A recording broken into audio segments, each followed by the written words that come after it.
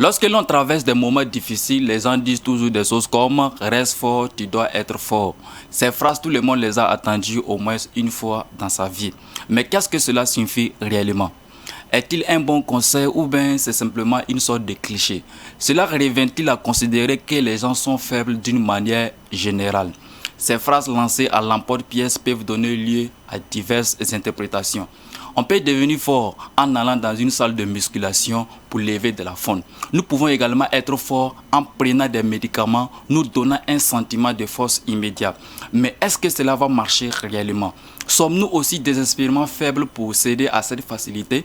Dans cette vidéo, j'aimerais partager avec vous quelques astuces pour que vous soyez fort mentalement dans n'importe quelle situation dans la vie. Avant de commencer, je vous invite dès maintenant à vous abonner pour ne pas rater les prochaines vidéos.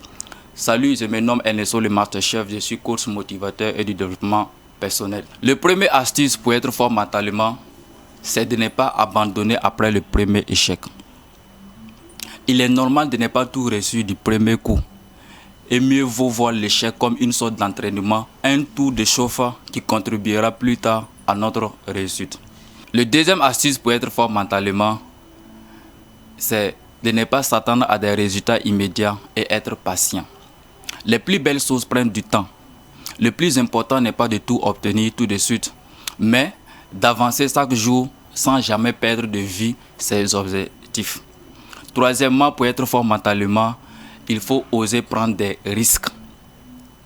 Il faut savoir oser être soi-même, faire des tentatives et s'exprimer, prendre sa place, même si cela veut dire risquer d'échouer. Car si on ne se lance jamais, on ne peut jamais espérer réussir. Quatrièmement, pour être fort, il ne faut jamais se fier au succès des autres et ne même pas chercher à se comparer à eux. La seule personne à laquelle vous devrez vous comparer, c'est vous-même. Essayez de progresser chaque jour, d'avancer dans votre vie et de vous construire un parcours cohérent et épanouissant. Mais libérez-vous du regard des autres ou de la comparaison avec d'autres personnes qui n'ont ni votre passé, ni votre personnalité, ni vos moyens. La cinquième solution pour être fort mentalement, c'est de ne pas fuir ses responsabilités. Même si c'est tentant, il est normal de se confronter aux problèmes qu'on rencontre pour leur apporter une solution concrète plutôt que de rester passif. Sixièmement, pour être fort mentalement, il faut apprendre à ne pas craindre la solitude.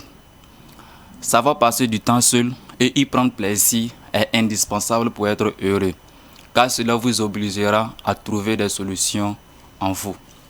Septièmement, il faut arrêter de se sentir désolé ou à se culpabiliser. Il est beaucoup moins épuisant et plus constructif d'assumer ses erreurs, d'oser dire pardon et de passer à autre chose.